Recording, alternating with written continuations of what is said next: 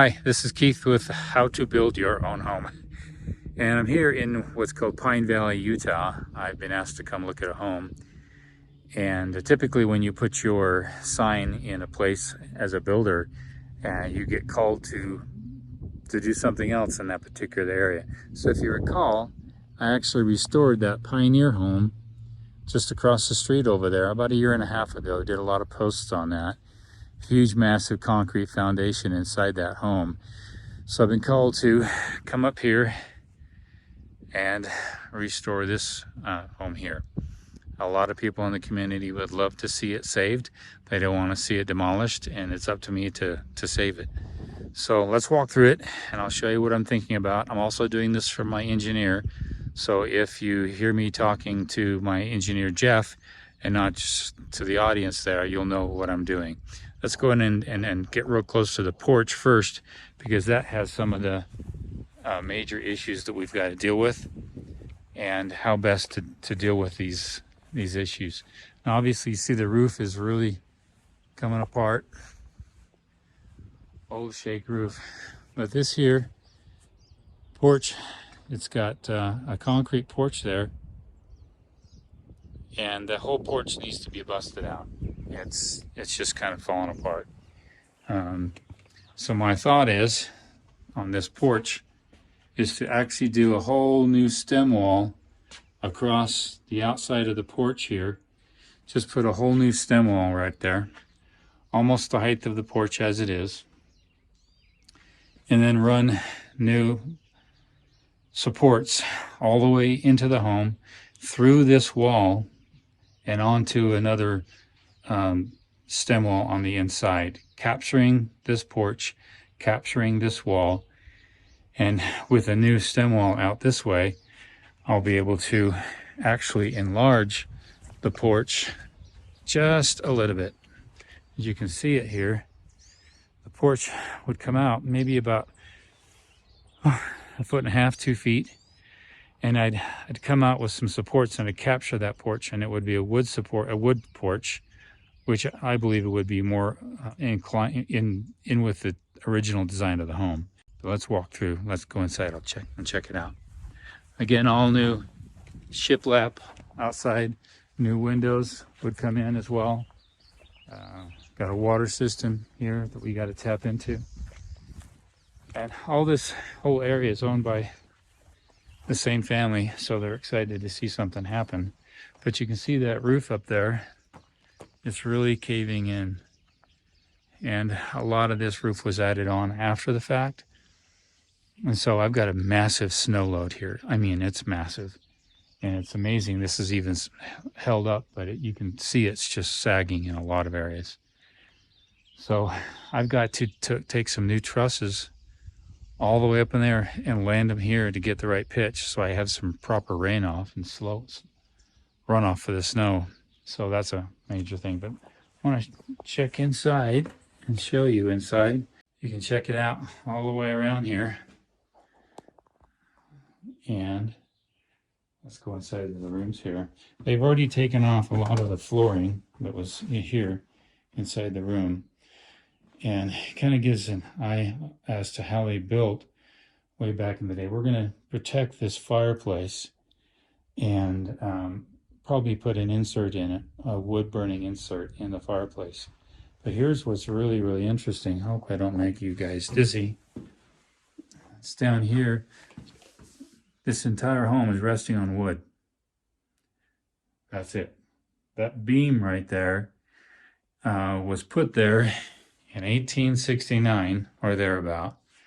And you can see some of the original hatchet marks on the wood. It's really cool. In fact, there's an old nail right there. They were nailed in there. And this piece of lumber, it was not cut with a bandsaw or any kind of saw. It was cut with an axe. And that's cedar. So cedar will last a long time in the dirt. That or redwood. If this was Douglas fir or something like that, it'd be toast by now. We've got some more beam work over here. That whole floor, that whole wall is resting on a cedar beam, and that cedar beam is sitting right on dirt. Now there's some rocks at the end of each of these, and it's resting on some large rocks. But for the most part, it's right on dirt. And then we got steps here going upstairs. It's kind of old 70s shag carpet that was put in. We're not going to do anything with the steps. We want to keep it as original as possible. Here's the other room. Again, all the flooring is taken out so that we can properly inspect. There was a tree that was growing through my house. They took out the tree and it kind of damaged. You see some of the roots way down in there, and it was kind of messing things up right through here. And again, we got another beam all the way through there. All these floor supports were resting on that beam. So the floor supports, these here, were not rotted, but the beam is, and it gets really bad back into here. So this is where the house is closest to the mountain.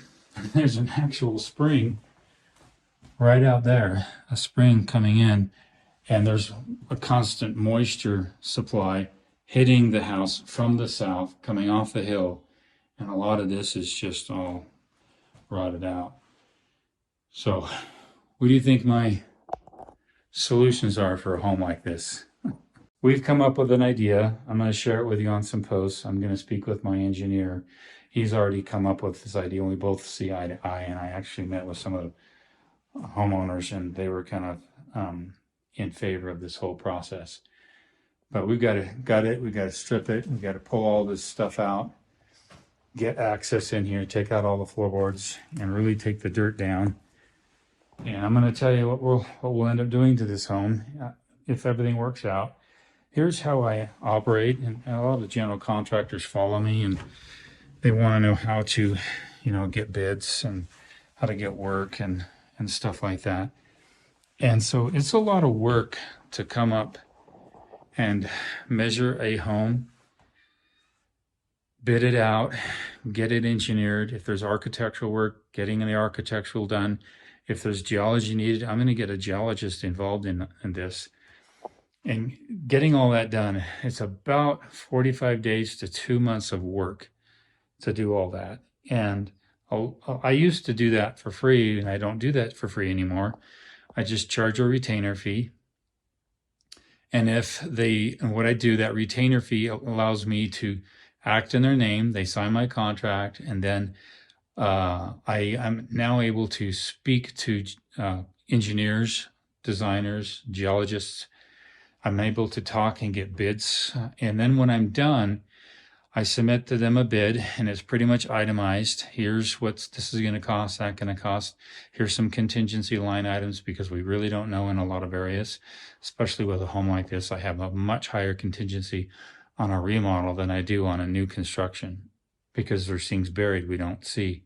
And the complexity of some things may not surface until we start to uncover things. And then I present that to the client, and if all's good, I says, go ahead, Keith, we like it, move forward. Then that retainer is then applied to my contractor fee to build the home. If they don't choose to move forward, then that retainer fee is non-refundable, okay? That way I'm not out all the work it takes just to get to that point. And it's the best way I've found to protect each party. Everyone values everyone's work and time and that kind of thing. So I'm going to be going through a 3-week to probably a month and a half, probably quicker, because here's the other challenge. We're up in the mountains, and I've got a short window of opportunity. If this all works out and we can gut this and get it done and get a shell all rebuilt, a new foundation done this summer, and we can, if they wanted to, we can seal it up and have it sealed up for the winter, and then they can do what they want the next year. So with homes like this, that they really want to preserve them because they've got a lot of sentimental and historical value. To me, it's the history, to preserve the history as best we possibly can.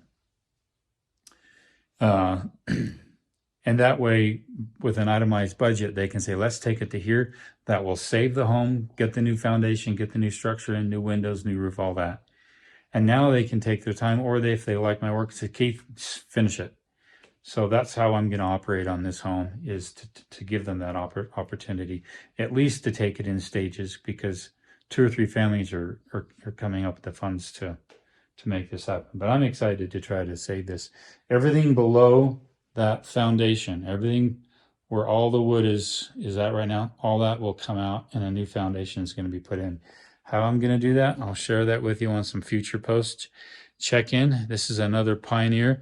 We'll just call this oldest pioneer home restoration in Pine Valley, Utah, something like that.